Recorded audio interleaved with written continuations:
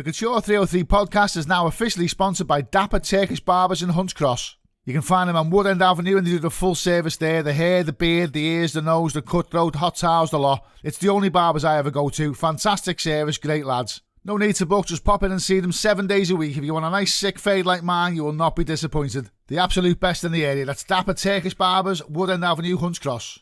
And now back to the show. The Couture 303 podcast with Jay Viper.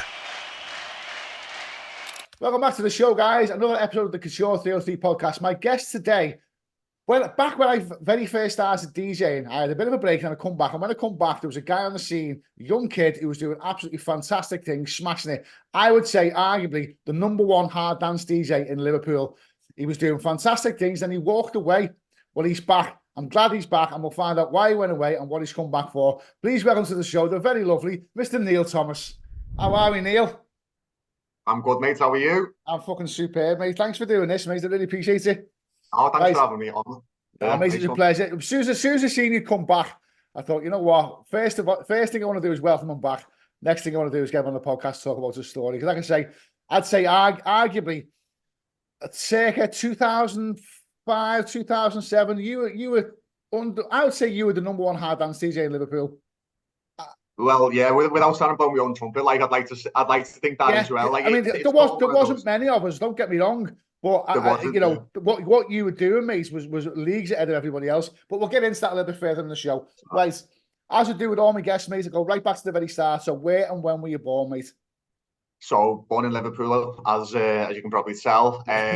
I grew up South Liverpool, so around Chilwell, went to Gatwick Comp, 1985. So getting on a bit now, 39 in a few months. Yeah, okay now. So what was school life like for the young Neil then?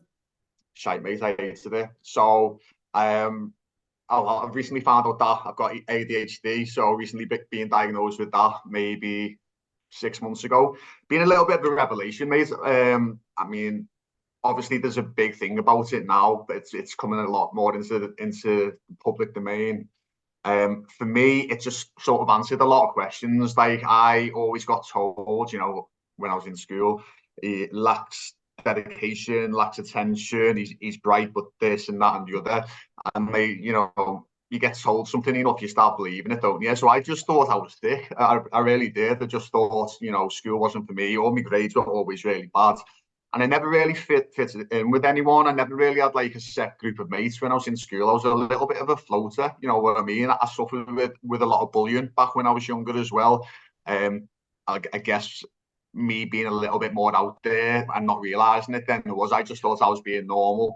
So, it was hard, mate. I found school really hard. I didn't honestly start to find me as a person until I left. And I went to art college I left in 2001 when I was 16 and went to art college in town.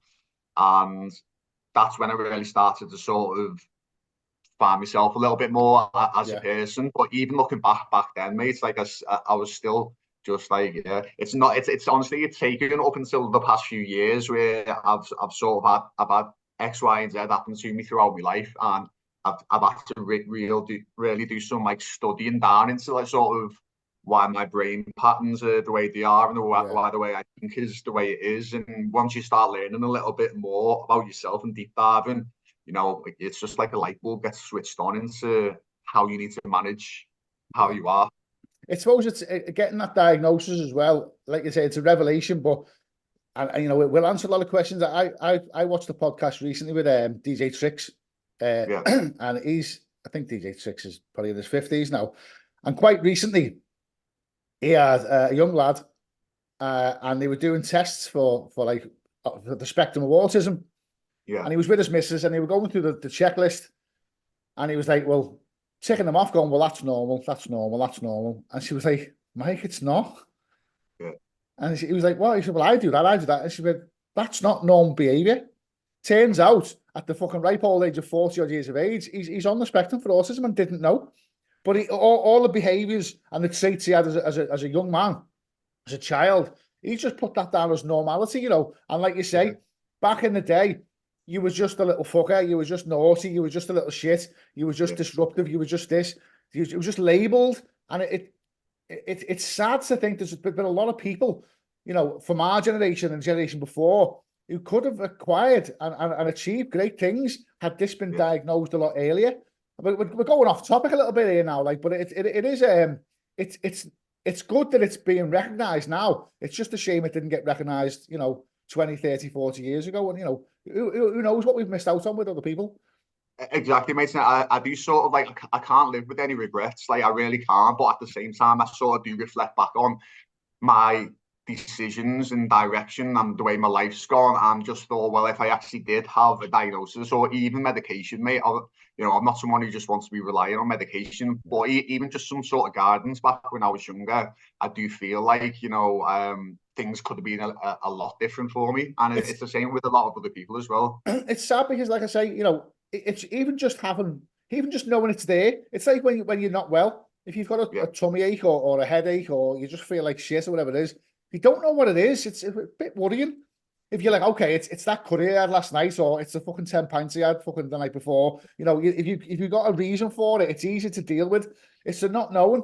And I suppose as a young man, don't forget, I mean, it's a long time since I remember, like, but going through puberty and all that, it's a fucking nightmare for a kid anyway. So having a lot of questions as well without knowing what the cause was must have been quite frustrating for you. So anyway, back to your home units when you were a kid. So what mum and dad, brothers, sisters, how does that work? Yeah, so mum and dad have been very, very lucky. You know, my mum's 70 next week. My dad's turned 80. My dad turned 80 last year. So they're both live and kicking, both together. I've got a younger sister as well, 2.5 years younger, that I'm really close with. So you know, I have been really lucky on the family side of things. Like, my family is really, really small. Like, I'd probably say that out of everyone that I know, like, I've got mates who've got like 40 and 50 in the family. And like, for us, like, my grandma, bless her, she passed away a few years ago. It's only really been us. So like, it's family is so important to me. It's just, yeah, I'll play top trumps here. Go ahead. I've got my mum and that's it. I've got no brothers, no sisters. Never met my dad, and both my dad and granddad have passed away. So I'll play top trumps on that. Yeah, you're making it up with your own kids, though, aren't you? Yeah, well, that's it. Yeah, the family tree went like that, and I was fucking going like that. So what was but when you were in school and stuff like that, sorry, at home, so obviously you got a younger sister, so it won't be that.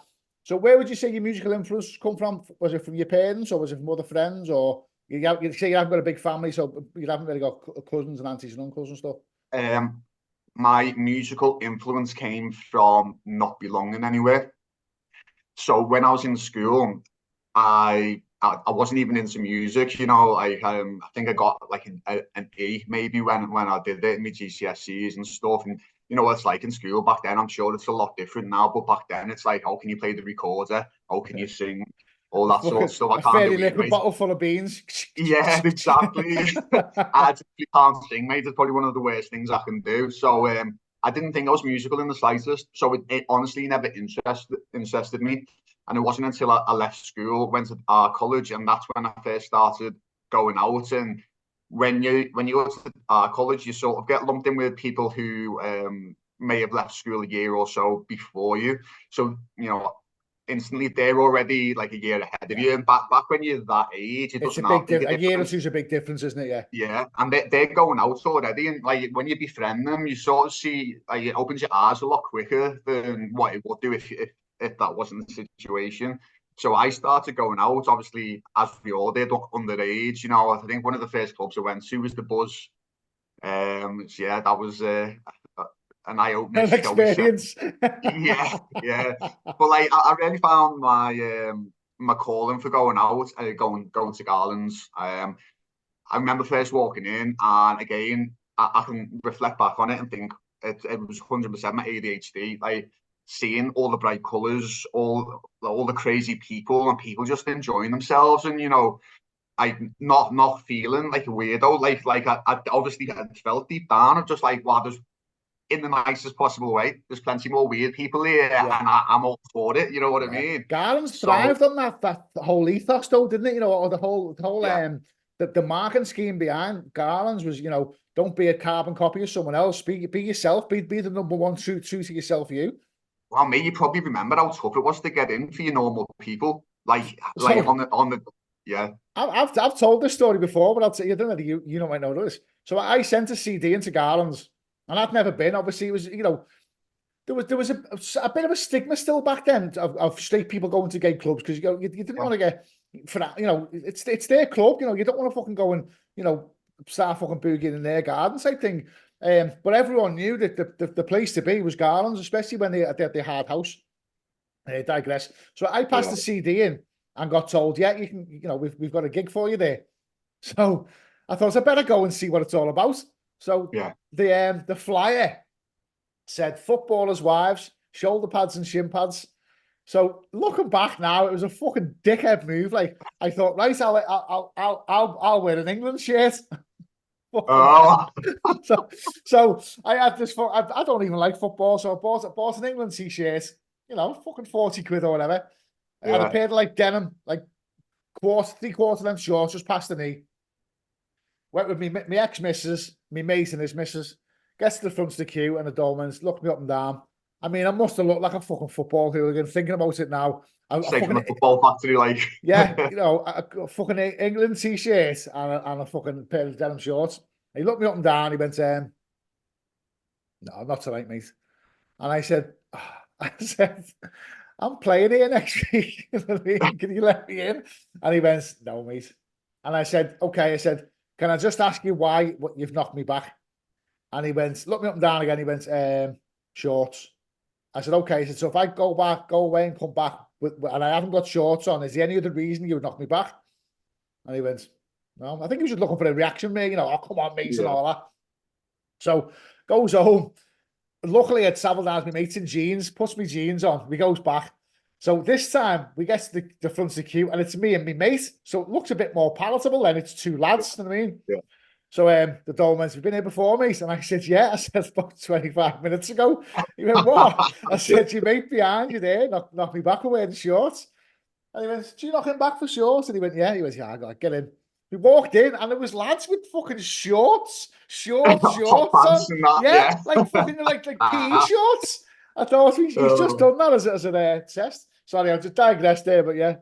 Oh, mate, well, I'll sort of try and trump that, mate. I'd just been made resident, and I got knocked back by I'd already played, right?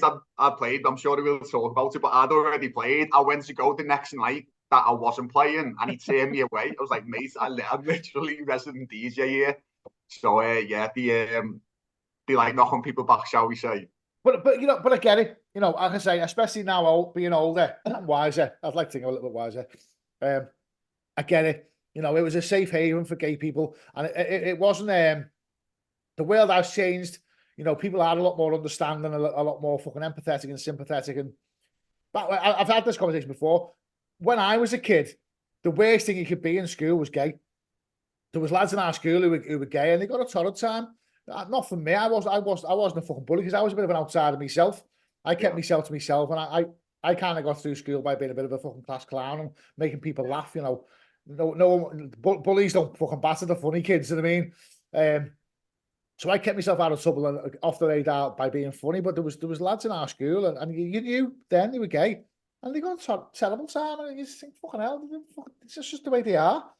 And do you know what I find mad, right? I honestly believe that I'd fit in school so much more now from what I've seen as an outsider. Like I don't have kids, but you know, knowing people who do, and you know, there's that I don't know if you've seen it, that new program on ITV called Garlands. Yeah, I haven't seen it, but I've heard a lot about it. Right, and there's, you know, the main cast in that is such a mix of people, and one of the lads is gay on that, and he's part of the group. You know what I mean? And like say, I look back to when I was in school, and I could say at least in my year alone, there was at least 3. Yeah. You know, they're all well. I'm mates with one of them. I say Facebook mates with him, and like he's doing sound, but like they got a torrid time, and you know, anyone even an outsider like me got a torrid time in school, and I feel so much better now because people are so much more inclusive. You know, back when we were in school, mate, it was all skinheads, and now even all the lads have got longer hair than the birds. So the cat wigs and all that. It's mad. So the first time you went to Garlands, would you say you were quite overwhelmed by the atmosphere and the razzmatazz and the lights and all the atmosphere and stuff like that? Yeah. Yeah, overwhelmed, and as a lot of people do who start to get into clubbing at that age, you start to dabble in, like, say, well, like extracurricular club stuff, shall we say? Yeah. And for me, it was just like, what is this world? I feel at home, and it was just like, this is me now. Yeah. And I've got to be honest, like the side of me that was on the dance floor enjoyed it, and I really did. And I'll never change that. But at the same time, I was always wanting more. And again, I don't know if that's the ADHD side of me, but just watching not the admiration necessarily of everyone I had for the DJ, but there was just something about it, of being in control of the music. And I think for me, it was there. Given, I'm a massive giver, and I give in every aspect of my life. It's just how I am, and I always will be. And they are giving everyone over 1,000 people a good time. Yeah. And I'm like, that's a bit of me, that. Like, I want some of that. So how old were you the first time you went to Garlands? I would have been 16. Yeah. So very soon after that, you'd started DJing. So where's the transitional period between, obviously, you've just discovered this new world. Yes. At what point do you go, you know what, obviously you've alluded to why it came about. You're looking at the DJ thing, and these guys are fucking making everybody happy, and I want a slice of that. What was the turning point for you? So basically, as I mentioned before, one of my mates, funnily enough, I'm sure we'll talk about it later, about a night coming up, but the promoter that I'm doing the night with was the lad I went to art college with. Yeah, I've not spoken to him for 20 years, but we'll speak about that later. Yeah. There's Argy, yeah. No, a different lad. No, so different. Yeah, so basically, I went to school with him, but he was in a year above me. I never spoke to him in school at all. I went to art college, and we both got put in the same class. And because he went to my school, we sort of knew each other, but we didn't know each other. And we just became mates, and we became good mates. And he'd already started to go to Garlands with his mates from the same year. Yeah. So I sort of became the plus one, the tag along, the impressionable kid, shall we say? The floater. And it was him who sort of opened my eyes to the clubbing world. But it wasn't just that as well, because I was impressionable. He was full of ideas for me, and you know what? I'll always thank. He doesn't know this, but I'm sure he'll watch this actually. But I'll always thank him for what he did, because he was the one who convinced me to go to Richard's Arms and get a cheap pair of decks. Yeah. Because I was talking to him about it. I just said, like, that DJing looks amazing. And he was he was into his funky house really. Obviously I was into the harder stuff, but he'd sort of dabbled, and he had mates. He had a couple of mates who were sort of into the DJ, not like a decent level, but he liked to do it at the party, in the house and stuff. And I was just like, yeah, mate, yes, and like, again, ADHD, you want to hyper focus on something. I was just like, right, this is me. So I went and got some, I can't remember what they were. They were Sherwoods or something like that. Like belt charge, mate, about 49 each, I think they were. They were awful, but I wanted the 2-channel Newmark mixes, and that was me hooked, in HMV, on the 3 for 10 vinyls, and that was it. That was, I'd do that throughout the week, and then I'd go and I'd watch the DJs, and like it sort of, there was two different sides of it. There was the clubbing side of it, and there was me wanting to learn, and like it did change It changed very quickly from me being a clubber to me sort of trying to learn everything and sort of focusing on that's where I want to be. I want to be in this environment, but I want to be the other side of the day. Yeah. You become a bit of a train spot as well. I think once it's like it's a blessing and a curse. Once you learn how to mix, you'll never go out and enjoy a night the same again. It's because you're analysing, you're critiquing. You listen to the mix, and you listen to how tight it is. You listen to if it's on beat, on bar. You're just listening to if it's even in key. It's just you can never switch that off. It's just always there. So who was DJing in Garlands around the time you first started going there? So residence was a fella called Petre Foy. Can you remember? I don't know if you can remember him or not. Yeah. That's the name I haven't heard for many years, actually. Exactly. He went off the radar as well. He started doing bits for, I think it was God's Kitchen or something like that. Like, I remember a few years after, when I thought I'd not seen him, and he played a festival I was at. Yeah. But yeah, I don't think he does anything anymore. Or if he does, it's under a different name. But he was someone I really looked up to, because with him being a young guy, I think he was probably in his 20s when I was in there at 16. Yeah. He was the resident there, and he was the one who sort of obviously set the mood, set the tone, and everything about him, his dress sense, is like his spiky hair and stuff. And I was always like, I always had spiky hair anyway. Like, that's just how I was, and I just sort of like felt a bit of a connection with how he was. And he was just someone I was just like, right, not I wanted to replace him, but I wanted to be there. You looked up to him, yeah. Looked up to him, mate. And then obviously, you know, you're getting the other bits coming. But even, like, that being said, I used to go to Garlands a lot, like, because I was addicted to it. So I'd go to your Volcanation on a Thursday, which is the student bit. I'd go to Peach on a Friday. I'd go on the Saturdays, and then I'd go to the Sunday one. So I was in there for 4 days a week, mate. You know what I mean? It was like live there. But like all the guys who did Peach on a Friday, you know, your Lee Butler, Little John, Jed Clark, and all them.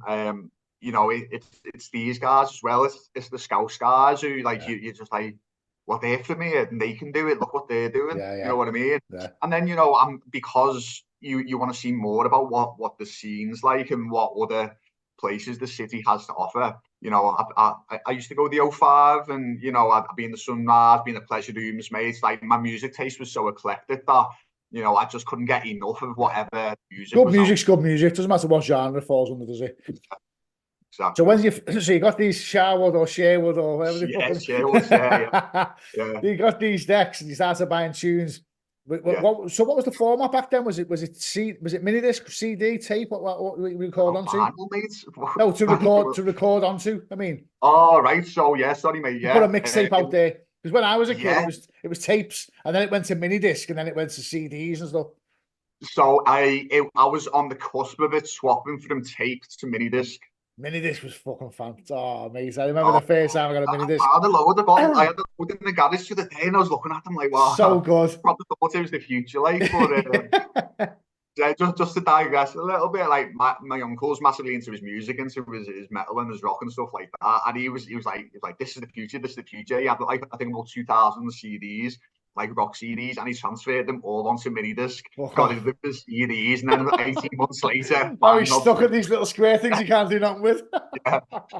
Yeah. So that's what I used to do myself a little mini disc, mate. And I was always recording. And you know what? It was good as well, because it gave me the chance to learn additional skills as well. Like, because obviously, you know, I'd go from mini disc and I'd put it into like Adobe Audition on my laptop, and I'd sort my sound levels and stuff like that. And I've always been a bit of a tech head when it comes to computers. Yeah. So to be able to learn like new software programs like that it was just all that interesting for me. Yeah. So your first mixes, obviously, I'm from experience, when you first start mixing and put mixes out there, all your mates tell you the fucking brilliance and the best things in sliced bread and all that. It's when you start giving them out. Did you encounter any kind of rejection, or were you just straight in there with your gigs?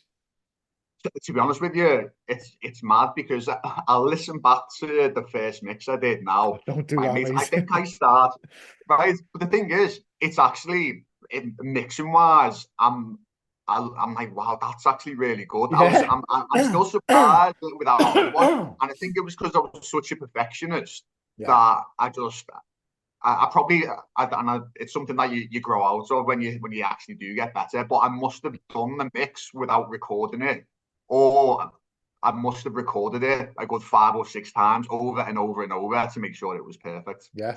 So saying that, however, it was a filth mix, so it was all like your filthy hard. I think I started it around that kind of stuff.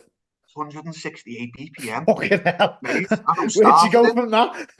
Yeah, well, you can't you? Like the tube progression, like it does get a little bit. The progression of the hardness does happen a little bit, but I think it's finished like 170. I'll send the notes to you, mate. It's a belter mix, but I think, you know, looking back of it, I should have actually started a little bit slower. But so where'd you send that to? Where'd you send that to?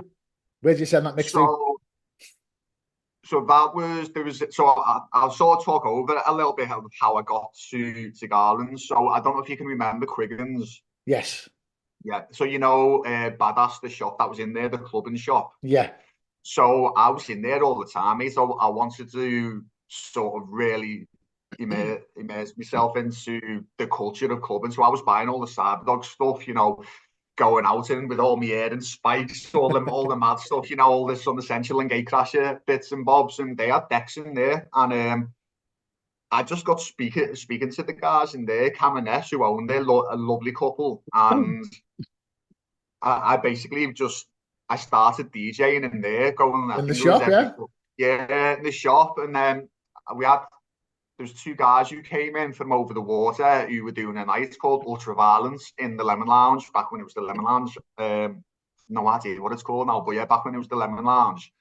And they saw me in there and just like, this will be up your street, come down. And I came down and then started speaking to them, and within me going into that first one, say that was only like 100 capacity, but at the same time I'm just like, because I didn't know that there was also smaller events. I just thought it was big clubs. For me to find something more like that, I'm just like, wow, this is a lot more than I ever thought. And then from there, I became resident there. Obviously still going to Garlands as well, and I was on the Garlands message board. When was it? Probably, so that would, I'm trying to think back on my times. I was like 2002, maybe. I would have been Ultraviolence, and then Garlands. 2005 it was. I'll tell you, I would know, because it's the only time in the whole history of me DJing I've ever DJed 2 nights back to back, and I played Ultraviolence on the Friday and Garlands on the Saturday. It was 2005. It was late? Yeah. 2005, it was because I just split up with my ex, so I just turned 30. So it was 2005. So that it sort of makes sense. So like Ultraviolence was actually going for a good few years. So like it might be 2003 with Ultraviolence, and then I was Garlands resident for end of 03, Boxing Night 03, all of 04, and the start of 05. Then that does make sense. So I went to Goodgreef after that. But I was on the Garlands message board, and obviously it burned down, hadn't it? And like, I was sort of quite a known person for just chatting on there. And it was Huey who actually came on the message board saying we're looking for a new residence. And like, I already had one foot in the door anyway, because everyone knew me on there. So even without my having a mix ready for it, my name was already sort of at the forefront. So I was really lucky in that respect as well. I was given the chance more so than if I was just a nobody. So so that's how I ended up getting the residency at Garlands in that short space of time. I think that's where I first met you. Again, memory's hazy now. It's fucking, it's a long time ago. But I think it was in Garlands, because obviously I'd put a CD in. They'd offer me a gig. I only ever played there twice, and it was like a year or so, a gap in between as well. But I think that's where I first met you. And you were fucking flying. You were resident there. You had like Jay Brown on, and who else was resident there? There was Easy V. Was he a resident, or was he just a guest? Oh, so he was at Ultraviolence, and I used to get him to come across Easy V. Like a doorman, didn't he? Big fucking shaved head on him. I know, yeah, big fella, like he was. And he was sound. He was really fucking nice guy as well, wasn't he? But Jay Brown and myself were the residents, Garlands. Yeah. So you must have had some. Go on. I was just going to say, like, in regards to you, like, because I used to get a lot of say, even though I wasn't a promoter, because I knew my hard music and stuff. So Jay and I used to get forwarded the mixes that everyone had handed in, and we used to sort of say, okay, this from this lot here, this is the pool that we like to push forward and sort of to create a lineup from this night and stuff like that. I remember getting yours, and like the lad who was the promoter, Worthy, with Barry, and Barry Mack. So Barry Mack obviously did the whole thing. Worthy did downstairs, and then Jay and I used to help Worthy, and And yeah, so like I remember getting yours as well. Like, so, I listen back now. It's like, how the fuck got a gig off that CD? I'll never know. But no, like the thing is, I'd seen you live as well. That's the thing. I'd seen you play somewhere, and when you handed that in, I knew your name anyway. Right, so okay, I knew, and I knew what you were like live. So instantly, anyway, I'm just like, I want this guy to be considered at least. You know what I mean? Regardless of what your mix was like. So I mean, it was an honor at the time because obviously at that point, excuse me, I think people tend to forget at that point. The people who were getting booked for Garlands in the Soho was absolutely. I mean, it was the cream of the crop. You know, I would like yourself, residents who were flying anyway, but the guests like Judge Jules, Eddie Halliwell, Tidy Boys, Lisa Lashes, Anne Savage. You know, fucking Dogzilla, fucking you know, absolute fucking behemoths in the fucking industry. Top of the top, like and fair play to Garlands, like because they said they were going to go for it when it reopened in the hard room, and they did. You know, it was fantastic. So am I right in saying you met your partner there at the time because were you single when you say it's the past stars working in Garlands? Single, yeah. So I met her there. She was one of the dancers there. An entertainer, I remember very well, very distinctive. Had this the broken doll dance we used to call it. Used to do all that. I remember it very well. Yeah. So yeah, that was I was with her for like 2.5 years. Yeah. And obviously, you know, if you don't get to talk about it, that let's go, mate. Yeah. That didn't end very well. Do you want to tell us a little bit more about the story of that, mate? Yeah, sure. So as I said, I was with her for 2.5 years. Bless her soul, she did have a trouble. She was about very outgoing person, as you know, and unfortunately, 4 days before Christmas on 2005, she committed suicide. I'd actually been out with her the night before, and things had been a little bit rocky anyway because I'll paint a picture. So like I had my debut at Goodgreef at the Goodgreef Halloween, and it was at Cream at Nation in 2005. I was playing in the courtyard, so you can imagine sort of a young lad getting to play at Cream. You know, this is the biggest thing that's ever happened to him, and for some reason, she decided, you know, because she was a dancer, she was an entertainer, but she hadn't been booked or anything for this event. And she came up on the stage and she was dancing in front. And I just thought that she, a little bit out of character, like just something wasn't right there. And the security moved her off and stuff. And I said to her at the end, you know, can you sort of explain that? And she just, I think it was, she really didn't like everyone looking at me as the attention sort of thing. And I just said to her, you know, we sort of need to have a little break. I just want you to I want you to get better. Like I wanted the best for me. I really did. And I felt like it was just a hindrance, like her focusing on me rather than herself. So we had a little break, and mate, she was putting the work in, and she was going great. And like I was made up, and we got back together after a few weeks. Like it was only a little break. Say that was October-ish, so end of October. So let's say we got back together around mid-November, and it was say 4 days before Christmas. We'd been into town. We dropped her off at her house, and I went back home. I was working, remember, you know, Cricket Menswear in town. Yeah. His job. I was working there, mate. Just a weekend job there. And she called me up, and like she was in bits on the phone, and I was just like, listen, you know what, I've got work, and like I'll speak to you tomorrow. I really need to go to bed. Because I can't even remember the time it was. Must have been about 1 a.m. And I remember her saying to me, Neal, just please don't hang up. I was just like, babe, like I need to go. Ended the call, went into work the next day, started calling in the morning, and the phone was off, which was nothing out of the ordinary. Went in, and honestly, within 45 minutes, I got a call from one of my good mates who was a housemate. And just was like, Neal, I'm so sorry. She's killed herself. And, you know, you say I was 19, was it 20? 19? I was 20 at the time, just turned 20. And was she a little bit older? She was a little bit older, wasn't she, Lorna? Yeah, she was 5 years older, mate. Yeah. I mean, there was a slight disparity in age. Yeah. But my arse fell out me well, like just just to be hit with that sort of news was just like, and you're basically a child yourself. You know, you think you're a fucking grown ass man when you're 20 and all that, but you're not. You're not. You know, you're not ready to deal with stuff like that.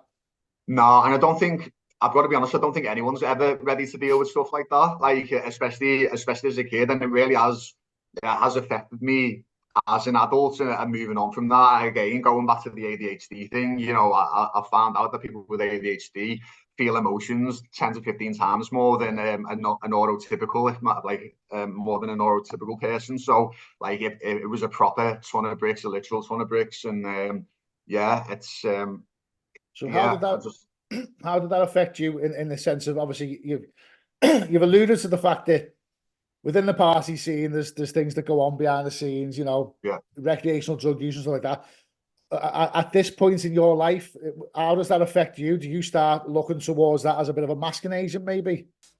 Don't forget, you can catch me each and every Thursday night for my show, Absolute Old School, only on In Demand Radio, where I play you 2 hours of classics and a feast of forgotten gems, usually on the harder side of the spectrum. We kick off with the early 90s every week, and then we have the trance flashback section, followed by the spotlight section. In the past, we've featured clubs and events like Kinetic, The Drome, Goodgreef, labels like Tidy Trax, Bonsai and Shock, and artists such as Ultrasonic, Tony DeVee and Scott Brown. We always finish off nice and tough with the Go Hard or Go Home section. You can catch it on In Demand Radio Thursday nights from 11 p.m, or listen back absolutely free of charge on indemandradio.com, or download the free In Demand Radio app for Apple or Android. Yeah, and it's not again until I've got older I've been able to piece the pictures, the pieces of the picture together.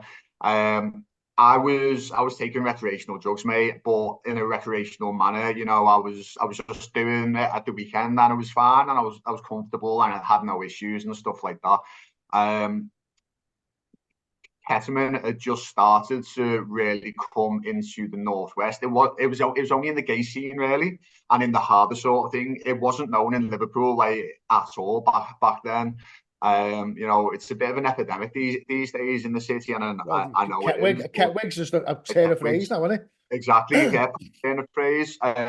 So back then, I was doing everything what I could to fund what I wanted to do. I wanted to be a DJ. I wanted to buy decks. I wanted to do this, that, and the other. So I started, as well as taking stuff recreationally, I started, you know, selling stuff back then. To your mates and stuff, yeah, to my mates, and you know, so I got mine for free and stuff like that, and just, you know, didn't think much of it, apart from the fact that I can look back now and think, well, because I had started selling Ket, I literally had that there, and like, if people don't know, who have never taken it, it's a dissociative drug. So basically, it stops the receptors in your brain from taking any new information in.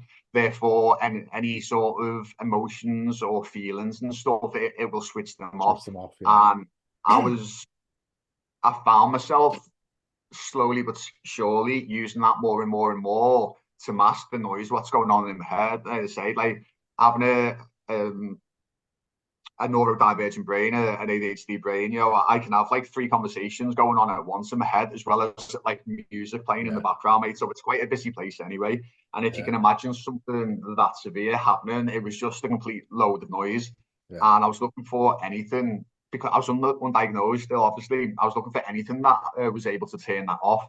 And yeah, biggest regret ever, just that chain of events. And I can't hold, as much as it saddened me, everything that what she did, I can't hold it against her, because, you know, ultimately when your head or whoever's in that situation they've got to look after number one, and if it's best for them to end their life, then that's their decision. Unfortunately, it does have a massive wave. It has a massive butterfly effect and affects other people. So yeah, it kills me that happened. And I do think what could have been in my life.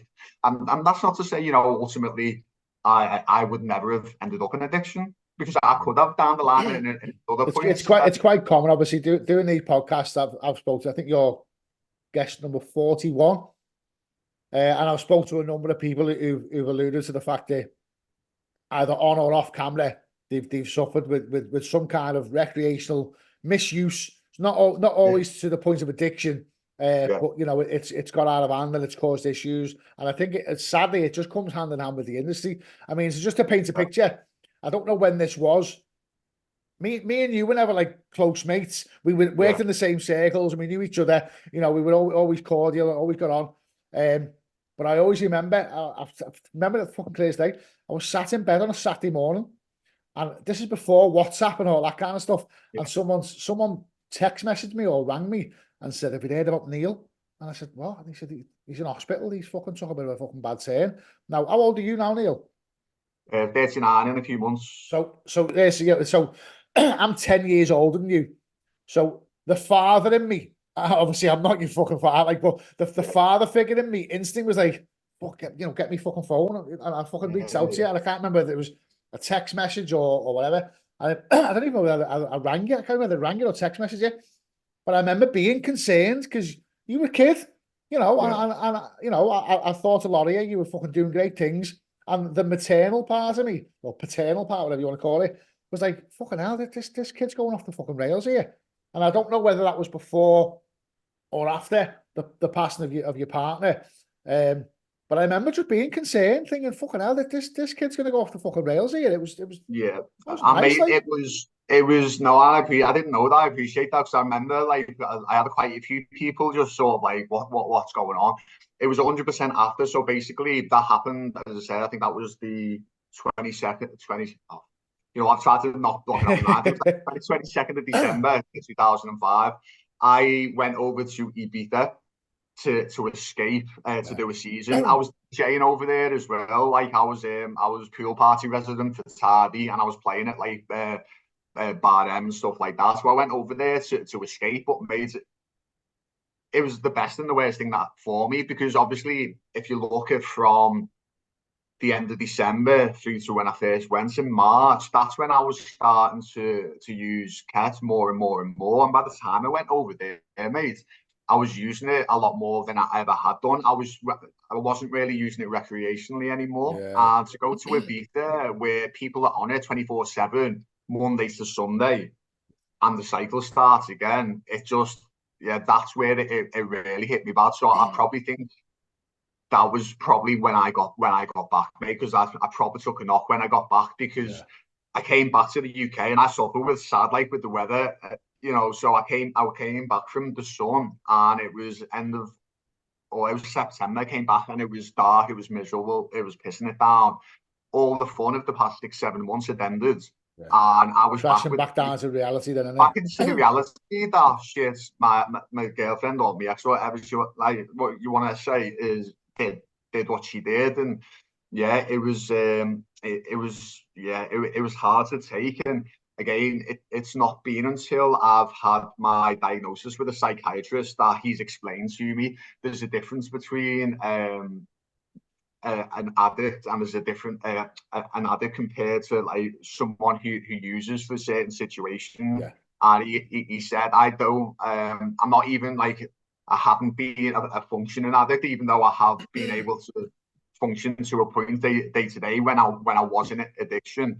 He said I was basically using it as a coping mechanism, as you alluded to before, and he just sort of paints it to get told that after you know that you'd had such an issue with it, and just like, because you know it's not you, you're just like, this isn't me as a person. You knew what I was like, mate. I was flying. I was aiming for the highest of highs. So to have this contradicting side, that was affecting me as bad as it was. Just something didn't click with it. And again, as I said, the psychiatrist sort of explained the situation. He said I'm the first person he'd ever spoken to who'd used Ket for it. Though he said the majority of people, it's weed that they use to control their ADHD. Because it has obviously a similar effect to it. So massively interesting. Wow. So obviously from Garlands, you remained resident of Garlands for quite a few years, and you moved on to Goodgreef. How did that come about? Because at one point I remember seeing videos of you in Nation. I think it was Nation. Didn't you play like a last minute set or something like that? Get like someone pulled out or something, and they asked you to jump in, and you kind of saved the day. And it was I remember seeing you fucking swinging with the rafters and all that. You're absolutely fucking smashing it. Guys, you know what? I've done that a few times. So the way it worked was, I don't know. So Barry Almond, who does Goodgreef, I don't know if we had like a joint thing with Goodgreef, or he was actually just coming to Garlands because it had reopened and like he wanted to see not necessarily what the competition was, but what's going on. Like as you would as a good promoter. I think at the time I think at the time he managed Eddie Halliwell as well, didn't he? So it could have been that. Yeah, mate. Yeah, that's probably bang on the money, that, because obviously Eddie was actually one of our residents, so he would have been there with Eddie anyway. So yeah, you probably spot on with that, mate. So he saw me play at Garlands, and we got speaking, and you know, he was always sort of, you know, he knew I was resident there, he knew I was Scouse, and I had a commitment there and stuff like that. But he was always sort of kept that one foot in the door with me. And it wasn't until Garlands decided to go a different direction musically when they let myself and Jay go, that he sort of was just like, come over to us. And there was a night that was on at Nation called Yoji and Friends, which I was there for that, yeah. So that was my first sort of connection with Yoji, because it was a, you know, Galaxy FM. Yeah. So it was a competition ran by Yoji and Friends with Galaxy FM. I won that, right? Do you want to explain what the air quotes are for, Neil? Yeah, so you know, it was a competition, and I had to do a mix and stuff like that. And people had entered. However, there was a sort of pathway that was being laid for me, shall we say, moving forward. And I won it. Yeah. So so that was my first time ever at Nation.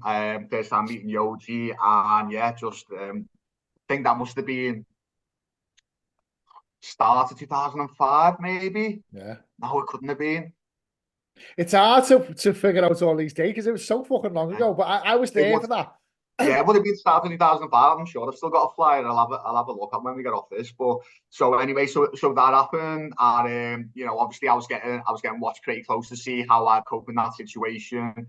But basically, Goodgreef were just like, you know, do you fancy coming to play for us? And you know, I had my eyes just lit up, you know, the big heart eye emoji, and I was just like, yeah, let's do this. So they didn't say like, right, bang, you the residents straight away. They were like, we've got our birthday night. I think it was the 10th. It was the 10th birthday in October, 2005 October, at Nation. We want you to play to see how you get on. So I got given the warm-up set, or was it the second set? I think it was the warm-up, but it was a long warm-up in the courtyard, mate. It was packed from the get-go anyway. And I did that. And then Andy Whitby was late. And that's it. So I had to come back on. But I was just like, I've only got enough tunes to do well. I can't play the same tunes again.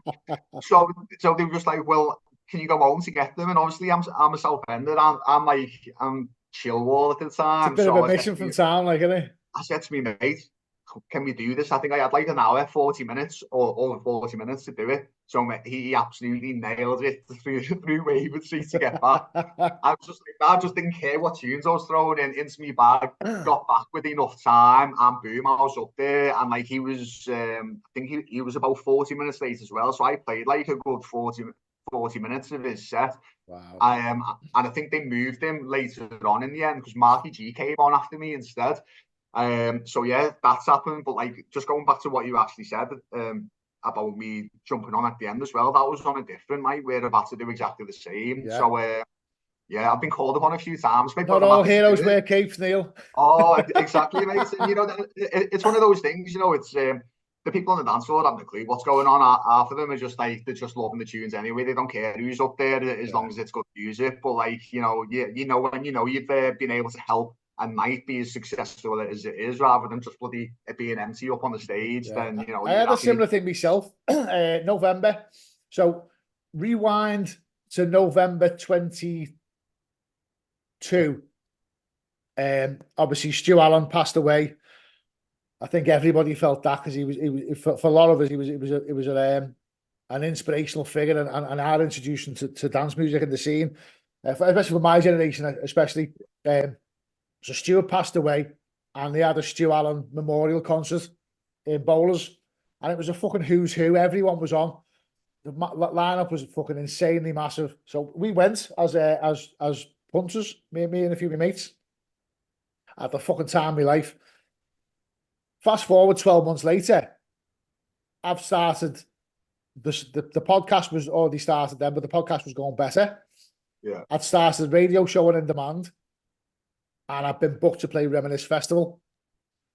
And I got a call or an email, I can't remember what it was, an email asking me would I be interested in playing at the Stu Allen Festival. Because it's so they had the Stu Allen memorial concert. Yeah. And obviously all the artists play for free and all the money goes towards, I think it's a cancer charity, which is what Stu sadly succumbed to. So every year they have this festival, and it's like I say, it's an insane lineup. It's a crazy lineup. And they asked me would I play. Fucking, would you mind playing? Fucking hell, no, would I mind? Fucking hell. Let me just fucking push this massive erection down first. Jesus Christ. I wear my kid massive, it's about fucking that big. So I said, yeah, of course, I'd be happy to play. So I thought I'd be on first, but I wasn't. So it was like third or fourth in the hardcore room. Yeah.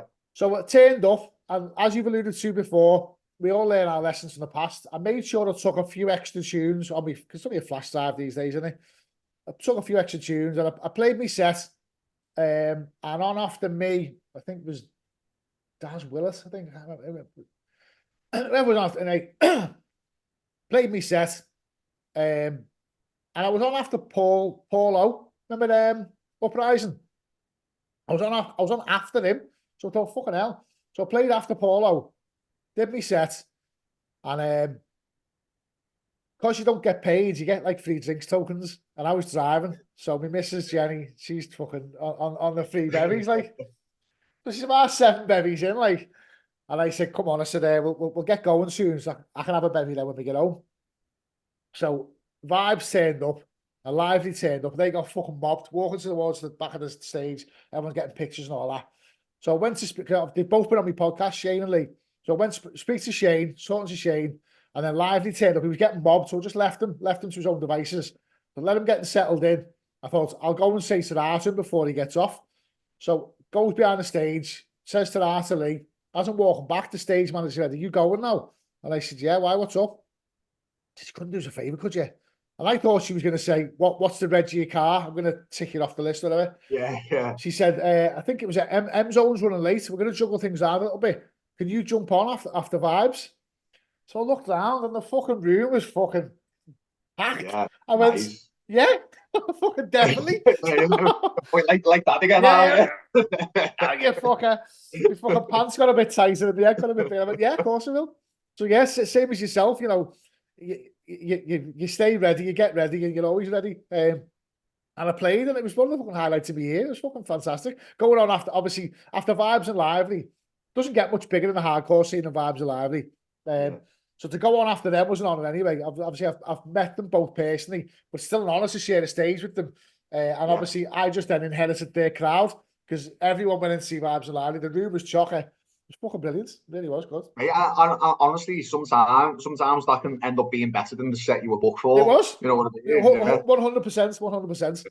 So your Garlands and Goodgreef, and what other good stuff come from that? Because I know you dabbled in music production as well, and you had some fantastic stuff. I remember you had collaborations with some big names, and you had stuff on the biggest labels, Tidy, Nukleuz, Audio Surgery. You did collaborations with Anne Savage, Amber Dean, Guyver, and you did remixes for fucking people. So explain the music production side of things and how that came about. So a little bit of guidance really from Barry. So moving forward in your career, like obviously it's a step-by-step process, and it was at the time where DJing by itself, unless you were your Eddie Halliwells, for example, DJing by itself would not get you where you can get to. I'm just going to pause that for one moment and interject, because I've got an issue with that, because at that time, Eddie Halliwell was arguably the best DJ in the world. He was absolutely sensational, but he wasn't getting recognised in your mix mags and your DJ mags top 10 and stuff like that. And I think it's because he wasn't producing. And I know shortly after that, he started producing for that reason. I think he did two tracks, didn't he? I think he honestly only did about 2 tracks. Yeah. And it was at least 10 years into him being a known DJ. And I think it was down to the fact of, you know, everyone who was a proper clubber or DJ knew and respected him to the highest level. But at the same time, he just wasn't getting in the public domain what he could because of that. And I think, you know, again, I'll be thankful for Barry for it. He did it for me, and he did it for for Barry Connell, bless his soul, before he passed. It was all about production, and that's what really started. I had no interest. Well, not I had no interest in it. I had no knowledge at all. I just didn't understand the process. I still thought everything was quite analog. You know, you'd have to be in the studio and stuff, and it's not until keyboards live and stuff. Keyboards, you know, like you know, your different synths and everything like that. And it's not until I started getting certain friends in the music industry. One of them I'll mention is a guy called Sam Hudson. He doesn't DJ anymore, but he did. You know, JP and Juxie. Yeah. So Juxie from Juxie, he did a pairing with them. He called Masmada, and they did a lot of stuff on like this is Masmada. Yeah, so Masmada is Adam and Sam backwards. That's right. I remember that now. Yeah. Yeah.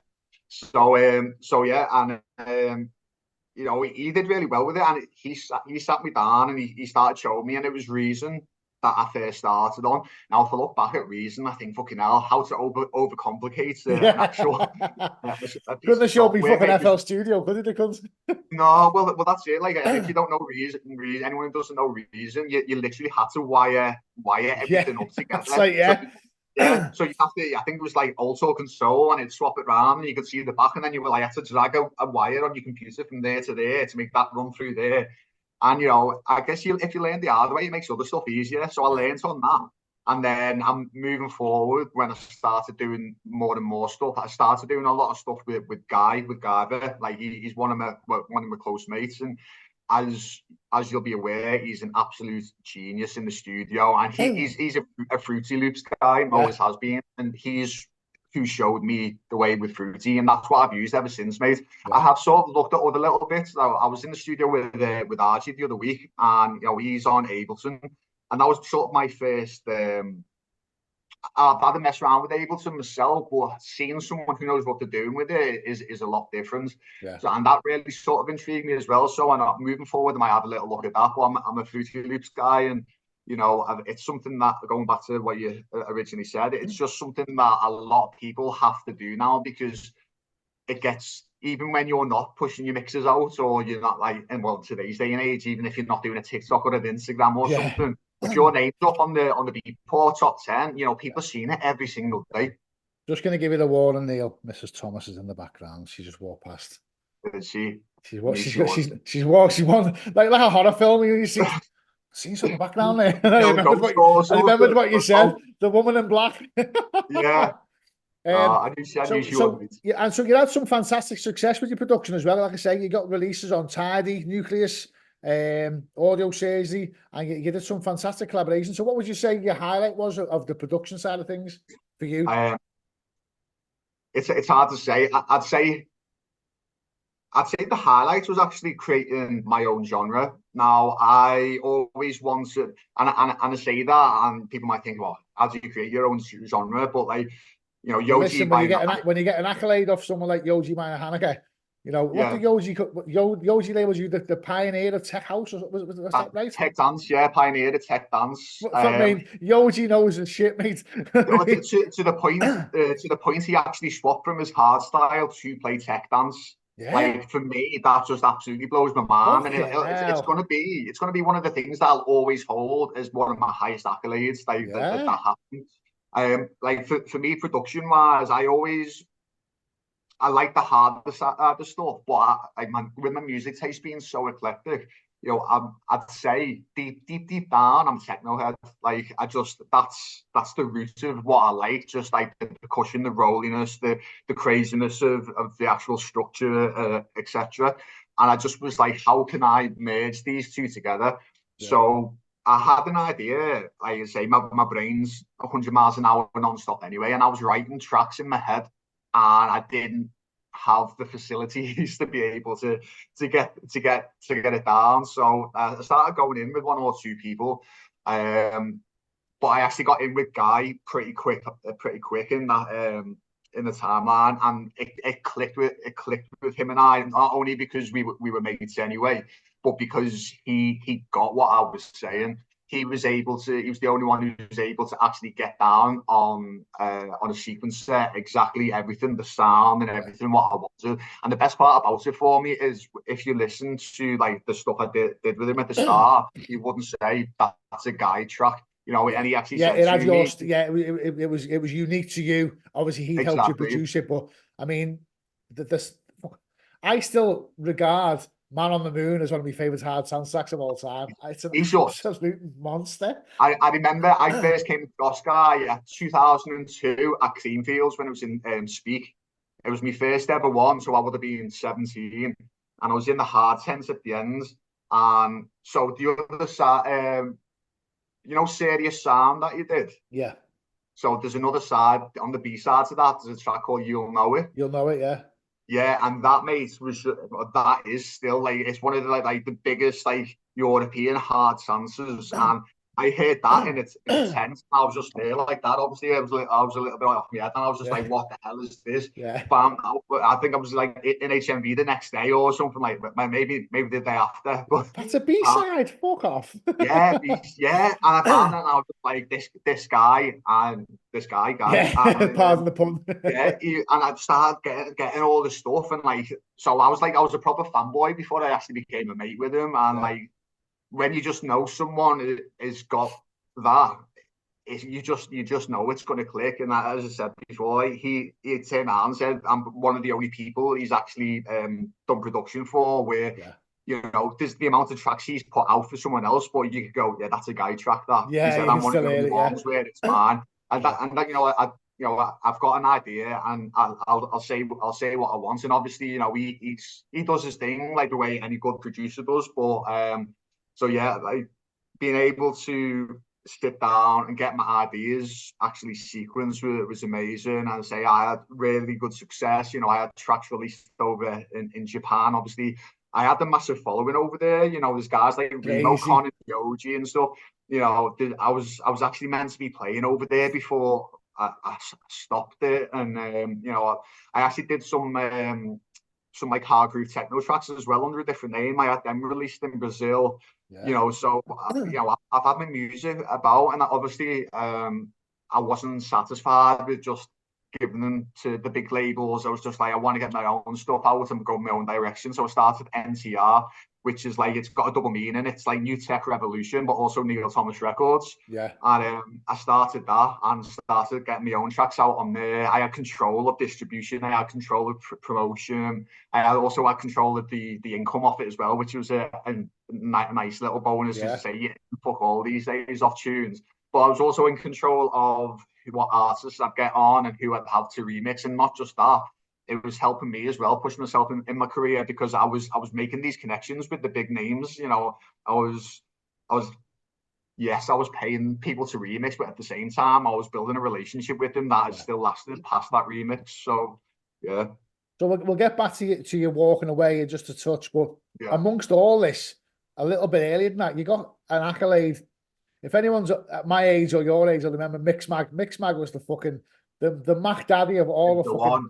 It was the one, and you got a fucking full page spread in there. What did they label you as? The one to watch? Yeah, one to watch. So the other feature every month. There was like a main one to watch, and then there was like other bits of like who's doing bits and bobs and stuff. And it was a lad called Dave Curtis, who did all like the hard, you know, because in the back they had the full page reviews, they'd have the hard reviews, the trans reviews, and all the DJs who did it. And he was getting my tracks all the time. I say I've always been really good going back to the promotion side, the production of getting music in the right places. You know, just to digress a little bit. You know, I've had my music on Radio 1 because I was getting them to the right people. You know, and it was the same with Mixmag, where I was getting them to Dave, and he was rating them, and I was getting your 4 out of 5 and your 5 out of 5 every single time. And he was just like, Neil, listen, I want to do it. I want to watch feature because like you're flying, mate. You're going places, and I was just like, yes, sound like I'm. Just took it in my side back then, and I look back at it now. I'm just like, wow, as if I was in this world renowned magazine, mate. The picture is absolutely awful as well. Like it's so bad. I was just gonna say, can we just discuss your hair? It was after that though. At the time though, that was the look, wasn't it? Oh, low. Oh, mate. So that picture in mixed mag, right? I've just got short spiky hair. It's actually quite normal. The fact I don't like it is because I look about 12, mate. I'm like, I'm trying to be dead serious with my headphones, and I look stupid. But like I said, it's a big A4 picture. But going back to my hair, yeah. So always a little bit outgoing, shall we say. But like when I started to find myself at Garlands, and I was like, how do I express myself more and more? I went from like having a skinhead and wearing Lacoste trackies trying to fit in within a few years to wearing bloody vests and baggy jeans and chains and just completely just. Can we discuss the mullet for a minute? Yeah, I was getting to that, mate. I was getting to that. So fucking hell. Yeah, so basically it was the reason for it. And I've got to be honest, mullets are in now. Mullets are massively in. I'm seeing them everywhere. Everything comes around a circle, mate. Mate, they're not as good as mine. I'm waiting for beard bellies and beards to come back in. But yeah, so I started growing a mullet. It wasn't until I first went to Ibiza, and I started seeing a lot of the Spanish had them. And I've always had this this big connection with Spain. Like, I've been really fortunate because my parents, I've got a property over there, so I've been going over it all the time. I've always liked learning Spanish, speaking it, just the culture, everything like that. I remember seeing a lot of the Europeans with a style that I was like, that's a bit of me, that. So I know you say things go round, but no one had a fucking mullet back then. They did a little bit in the hard scene, but like, mate, I was a scouser walking around Liverpool when people still had skinheads, and I had the bloody hair halfway down my back. Yeah. But I was my old man, you know what I mean? And I'd because I'd had so much abuse and bullying in school, like nothing could really faze me anymore. So I could do what I want, and people could say what they wanted to me. I'm just like what part of me makes me think I'm nice about what you say? So exactly, so I had my mullets, and I grew it, and it got to the point where, I'll be honest with you, it started to become more famous than me. Like, people would be like, oh, you know that Neal Thomas? And they'd be like, no, who's that? Oh, yeah, like, I know, yeah. And I was just like, yeah, it's time for the change. And I've got to be honest, like, getting rid of that before I had that mixed mag thing was amazing. And that's not the reason I got rid of it, but like, just for the longevity of what it actually is. Yeah. So it's funny because I played Garlands twice. The second time I played, I had a complete skinhead, metal all over, no hair at all. The first time I played, I don't know if you remember, I had cornrows. You know what? I can remember you as well, mate. So I'll top your fucking mullets. Mate, we must have lost the right there. Yeah, better than not. You were young, you could got away with it. There was no excuse for me. Yeah. Oh, so amongst all this, yeah, you're fucking flying. What mixed mag one to watch, Garlands residents, Goodgreef residents, production, collaborations with some of the biggest artists in the world, accolades off some of the biggest artists in the world. Radio One, yeah, it was going well. You walked away. Well, how did that come about? Why? What seemed like at the peak of your fucking stardom, did you walk away? You tell me, mate. I say things were going really, really good. Like, I was on the cusp. I was playing around the world. You weren't on the cusp, mate. You were fucking there. There's no two ways. Don't downplay it, mate. Let's have it right. You weren't on the cusp. I said this at the start of the show. Arguably, I'd probably say undeniably, you were the biggest hard dance DJ in Merseyside. Don't think it was even a close second, if I'm being quite frank. And the accolades I've just listed off to you there, you weren't on the cusp, mate. You were fucking there. You were there. Yeah. I appreciate that, mate. As I say, I was playing around the world. I was playing over in Australia. I had I love the way you do that. Australia, like it's that way. Just down that way, yeah. Just over there. That way. I had tours lined. I had the tour lined up Japan with like Yoji and Remo Con. I had another one lined up for Australia and New Zealand. Say I played Europe and stuff like that. Trax Radio 1, Judge Jules was smashing them Radio 1, Kutsky was playing them on Radio 1. Things were good. I'll be honest with you, the reason that I stopped was, again, a relationship I was in. Long story short, I got told to find a real job. It's one of those things where I hyper focus with the ADHD on a lot of things, and my hyper focus was always DJing. But I'm very much a family person, and I'm very much a relationship guy. I mean, I'm single now, but this is the first time I've been single since I was 15. I've been back-to-back relationships the whole time, which is ironically why I've been able to focus on myself and start looking at DJing again. I will, hand on heart, say it's the biggest mistake I've ever made. It really was. Now, like, let's get it straight. Obviously, I still hadn't mentally recovered from what happened previously. I really hadn't. And I know the girl who got me to stop only had my best interest at heart. So I'll never hate her for that. I'll just hate the fact that she trying to just get you out of the industry for your own good? I think so, mate. Like the whole get a real job thing was, she was doing well. She is a very, very clever girl academically, and she was doing well on that side of things. And it was a massive clash of culture. Don't get me wrong, she was a clubber, mate. She was, but that's how you met, wasn't it? Yeah. Yeah. So things were going good. I was getting booked for festivals. I just played Gatecrash's Summer Sound System in Leeds to like 4,000 or 5,000 people. More festivals, Creamfields was getting lined up and stuff like that. And it was a proper overnight thing of I want you to stop. Me being young, impressionable. And again, this is something I've spoken to a psychiatrist about. I was living in fear of being abandoned or left by another relationship, which is why I was more susceptible to taking advice or whatever they would say on board, rather than being my own person and being like, fuck off, this is me. Do you realise where I'm getting to? You know what I mean? And I was with her for a good 10 years in total. So like, it's just mad looking back, and unfortunately, that's a reason I've stopped. So without getting into the nitty gritty of it, financially at the time, are you coping? Are you earning enough doing what you're doing to have a sustainable income, or was that maybe an aside maybe?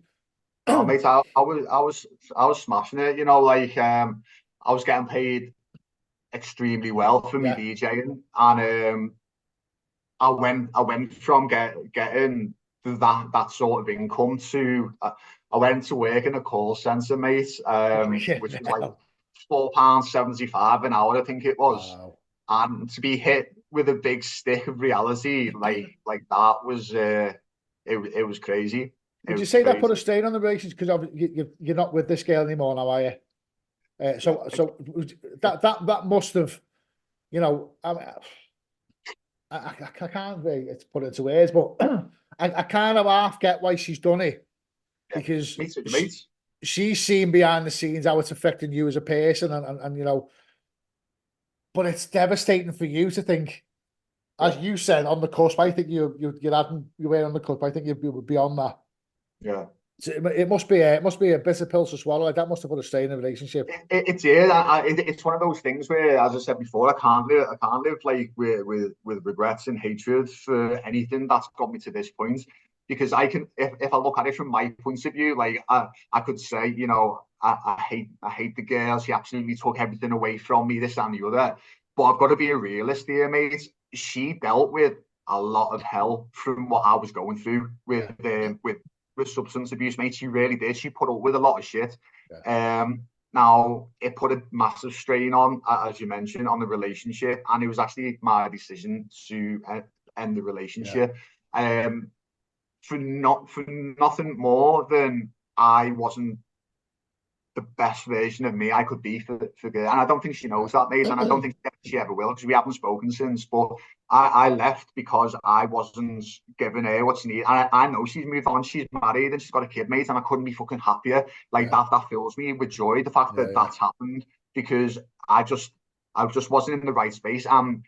What made things worse was I wasn't doing what I loved anymore. So although she was trying to help by getting me out the scene in the industry, because I was living with all that regret and like looking at people, you know, looking at people like your Jordan Suckleys, your David Rusts, all these people who were smashing it and like proper flying high. These guys used to give me the CDs, and they know they did, like. And like, I'm still good mates with them, you know. And I was looking at that, and I was then seeing them playing to these tens of thousands of people, and just like that made things go worse. So unfortunately, I can totally see why she did it, but at the same time, it was so like counterproductive. Like, don't get me wrong though. Me being me, I put my heart and soul into the real job, and you know, I went from that part-time call center job to being like a regional manager at Google and LG and stuff like that. So in a 10-year period, mate, I went like that. But again, it was not me doing what I wanted to do. So I can speak from experience. I started DJing in the mid-90s, and I did okay, did a few bits and bobs, and then I walked away for a few years. And when I come back, that's when I got Garlands. I played pretty much every hard dance night in Liverpool. I was always kind of like little couple of steps behind you. I never got to the levels that you got to, but I was always kind of moving the same circles. Yeah. I think you were resident at Goodgreef. I got to play the Goodgreef after party. You know, that's why I was still there. I'm still chasing you. So, and then I walked away. I walked away for different reasons. I walked away because the scene around Merseyside was gone, and I had a choice. I can either play music I don't particularly like anymore, or I can just fucking give it up. And I you know me, the same as yourself, I'm quite a passionate performer. I'm not going to stand there and pretend I'm loving this tune that I actually fucking hate. So I walked away again, and I was away for 12, 13 years, and coming back again, I found more success on this bite of the cherry. So moving back to yourself, you're back. Thankfully, you're back. I remember seeing it on Instagram. I seen it, he's back, and fucking hell, couldn't type it quick enough. Well done back, mate. I'm fucking made up for you, you know, because you were such a fucking bright star. So you're back. What are the plans for this year? I know you've got a new bit of a new image, new name, new logo, new avenues going on. So what's happening in 2024? So just to paint a picture, mate, yeah. I'd probably say I stopped DJing around 2012, and I carried on producing for a year or so, just because even though I was in my real job, I was still able to sit at a laptop and make music. So I did do releases after that. Obviously that stopped as well. And I've had a good 10 years out, and as I alluded to before, this has been the first time in my life I've been single, like, for a prolonged period of time, shall we say. It got to the point where, well, I'll tell you what, COVID really made me reflect on it. Now, I was regional manager at LG at the start of COVID. I moved from Google to LG 2019 end of, and I was there for 6 months. COVID happened at the start of 2020, and bang, I was last in, first out. And that job made me severely unhappy and depressed. I've never felt as worthless as I did from an employer as I did there, mate. It put me in a dark hole. It really put me in a dark hole. And I'll be honest, I relapsed massively. I did. To the point I actually said, I need fucking help here. And I put myself in rehab at the end of 2020. Ketamine again. That was ketamine, yeah. Mate, like I say, I've used a lot of things over the years recreationally, and nothing interests me, mate. Like I couldn't give a fuck about coke or alcohol, mate. I don't even drink, and that, you know, that answers a lot of things for me, as I mentioned before. You know, it's not the fact that I just want to substance abuse. It's what it was using it for. Mechanism, the coping mechanism was the association of what it does in certain situations. So yeah, So the stress of that, and then obviously losing that job as well, and then COVID as well. You know, having an overactive brain and being told you can't leave the house is one of the worst things that could have happened to me. It all just hit me at once. I'd only just moved in to a place literally a month before with a new girl as well. So like we were only just learning each other anyway, and that happened. And it was in a new city. I moved up to Manchester. Like I'd never been there to live before as well. So that happened anyway. It gave me the time to sort of like when it came out and stuff to start to really reflect on what I want with my life, because I felt lost, mate. I came out to rehab and like I was all singing, all dancing, but I had no direction. I didn't know what I wanted, and it was just like my head was just, it was in a good place and it was in a bad place at the same time. And it got to the point where, you know, I started looking at like the music, and it's looking back at people who were up and comers when I was back and they're smashing it again, and looking at all of them. And then I'd go to like, I still always go to the weekenders, mate, because, you know, I know so many guys from there, and it's just nice to see the faces, you know, all the tidy guys, you know, like Sam Tan and Kim Ayers and all them, you know. It's so nice to be able to see them. Like, obviously, everyone comes from all over the country, even all over the world, to get there. Every time I'm there, there's people who remember me. Let's get it straight. There's a lot of people who don't know who the fuck I am. There's a lot of old schoolers who know who I am. And they ask the same questions every time. You know, and I'll go on the decks in an after party, and, you know, they'll just be like, mate, I went on a pair of 1210s at the last one for the first time in about 8 years or something, mate, and I was beat matching and I was mixing, and I was just like, as if you can still do that. Like, that's the maddest muscle memory. Surprised myself, yeah. But at the same time, my brain was just like, you're fucking mad, you're literally mad. Yeah. You can do this, and you just sat on your ass and you're not doing it. So I thought to myself, right, you've literally got no job, you're unemployed. You sort of like, you're looking for somewhere to live, and I'm just like, I couldn't be more rock bottom with the only one way to go sort of thing.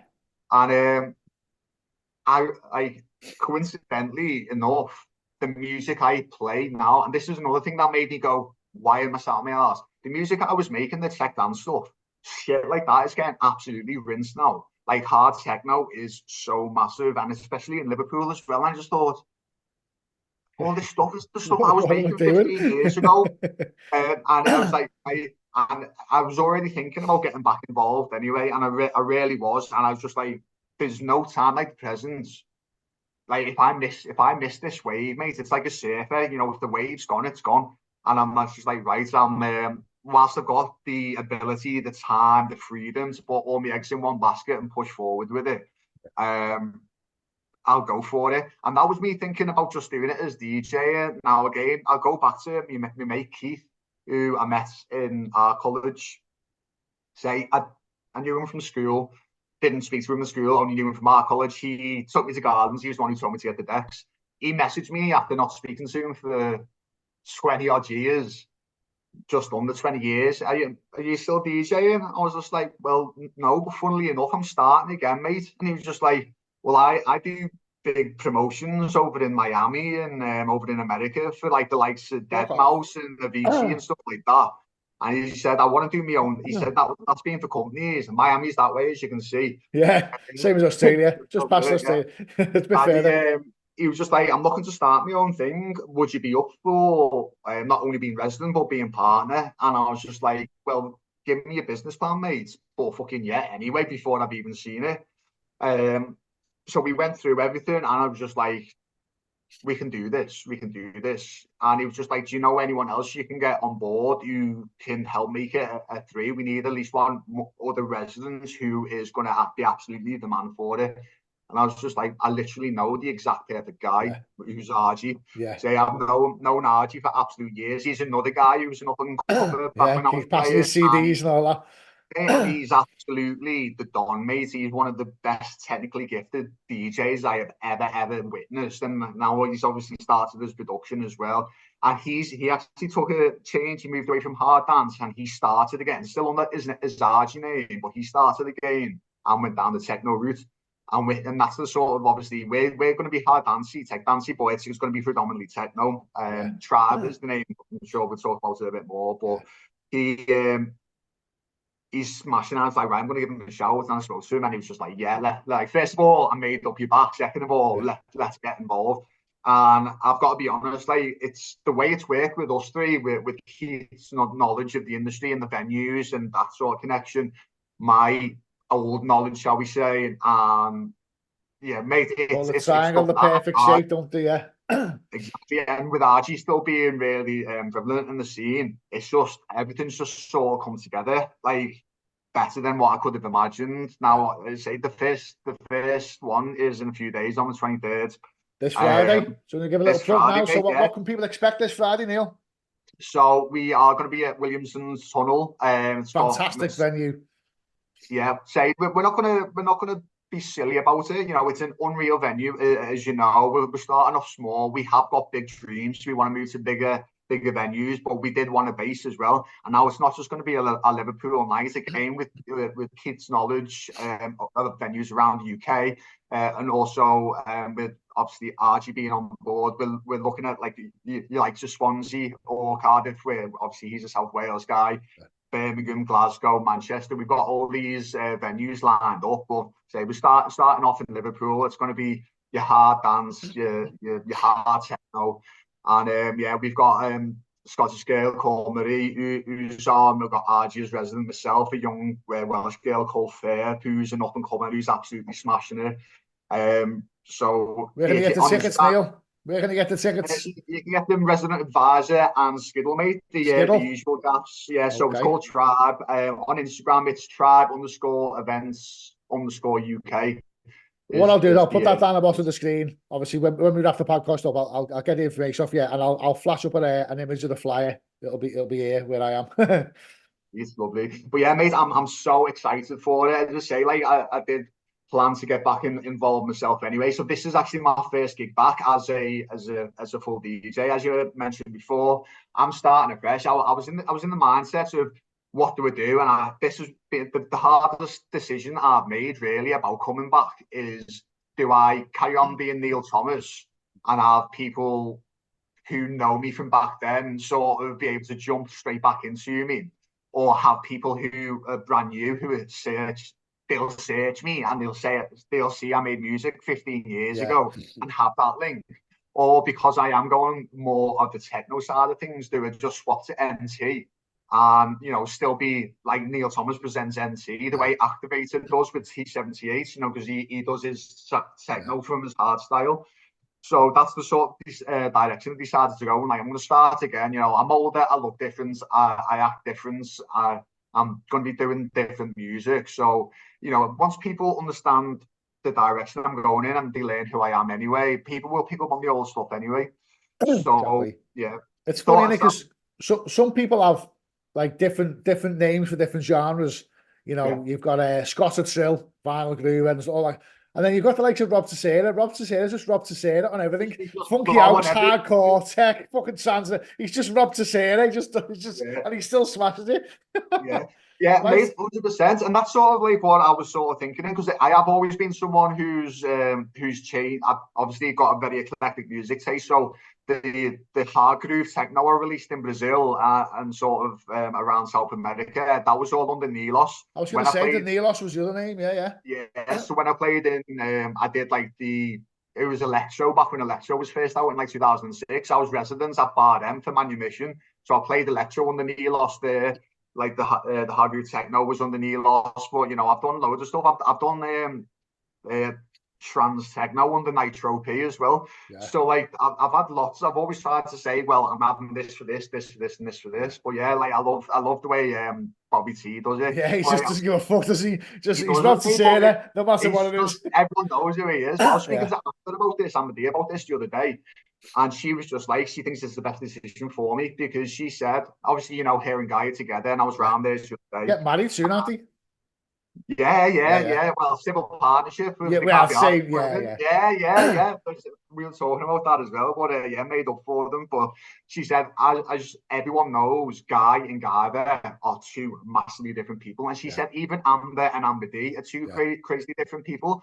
And she said, for me, you know, she thinks that the fact I didn't have a separation from Neal Thomas was always, I was trying to live as that DJ, which obviously wasn't good for me, like the way like was mentally, where if I can split myself away and have Neal just as it's a character, you know, it's playing a character, exactly right. Yeah. So if I have myself as as NT, then you know, I think it's 100% the best thing for me. So I think when I've been DJing, I've always looked quite aggressive when I'm DJing, and it's not my nature at all. Knows, mate, that's I'm like the fucking teddy bear. I'm the fucking nicest guy in the room. But I suppose the character of Jay Viper is this fucking young snarling and all that. That's not me, but it is a character. It's like playing a scene in it. Right, we're gonna wrap up now, Neil, with some quick fire questions because we've gone a little bit longer than we should have. I'm sure your mum's hovering around the background there. He's waiting to come in to do so, I bet, honestly. Bring it in, listen. Right. Quick fire questions, Neil. I will take your first answer and your first answer only. Okay. Summer or winter? Summer all day. Most expensive luxury you've ever treated yourself to? Oh my God. The car I just got when I can't afford it. What is it? Do you want to tell us? Yeah, it's a A4 Black Edition S-Line. Nice. It's stage 2 tuning and stuff. Nice, so you're fucking. I'll get used to getting pulled in that, mate. I've seen it. That's why I said it. Who would you most like to spend time in a studio with, alive or dead? That's only the V, mate. Gotta be. KFC or Burger King? KFC. What do you get the most satisfaction from, DJing or production? DJing. Do you remember where you were on the turn of the millennium? I was in the local pub. Was you? With my parents. I was only a kid, so I was in the local pub watching the fireworks, You walk into a fully stocked shop, what's your go-to chocolate bar? I love a Boost, you know. Yeah. Standard, the biscuit Boost. Yeah, do you remember there used to be 3 Boosts, by the way? Yeah, the Grana one or Guyana. No, before. So yeah, a little history lesson for you now. The original Boost, as you can see, I like a chocolate bar. The original Boost was coconut, and then they brought out the biscuit Boost and the peanut Boost. Now the peanut Boost got fucked off, and the Star Bar came back. And the biscuit Boost became the Boost. And then, and for a short period of time, it was an energy bar as well. Yeah, it was, mate. Yeah, I think that's when I had the biscuit one when it was technically an energy one, obviously called Boost. That's when I first got into them, But I'm a white chocolate person more so than anything. Yeah. Alive or dead, who would you go and watch in concert? Michael Jackson, because I was that's by far the most popular answer, that, by the way. I was looking at going when he was doing that tour. Saying my mate Sam Hudson, who I mentioned before, like he was going, I was looking at going. Just to add something else into that though, the Prodigy had their thing on in Liverpool. I've already seen them. I've seen them loads, right? I'd seen them loads anyway. No one would go with me to it. I was asking and no one would go. And then Keith obviously sadly died a few months after. And I was just like, as if I never went to that by myself. I'm the sort of person who goes to cinema by himself, mate. I'm not an arse, so I should have went by myself. On chips, gravy or curry? Oh, mate, I'm keen for both. You know, let's say curry. What scares you? You know what? Nothing. I used to be scared of a lot. I used to be scared of death, and then I've had a lot of experience with the death, as I mentioned before. You know, I was really good mates with Barry Connell. You know, and he passed. I've had a lot of trauma in my life, which again hasn't helped my mental situation. So death used to scare me, but I'm comfortable with it now. Then, like, I understand it. So life, what will be will be. Yeah, I'm claustrophobic. Yeah. You're claustrophobic, yeah. Claustrophobic, yeah. What's the one thing you'd rid from the world? I'd rid. Mate, I'm just gonna have to go down the water hatred thing, mate. I'm a lover, not a fighter. Like, I can't be arsed with hatred. Building a sandcastle or building a snowman? Even though I'm a summer guy, I'm a snowman guy. On chips, red sauce or mayonnaise? Red sauce all day. Rocky, Ketchup. Rocky 3 or Rocky 4? I'm a 1 or 2 guy. Oh, really? Yeah. Yeah. Wait, what's your worst habit? Procrastination, mate. With ADHD, mate. Honestly, I am the worst at putting stuff off. I'm actually surprised I've started to DJ again with myself because I'm like, it's the biggest thing I do. I hate it. What superpower would you have?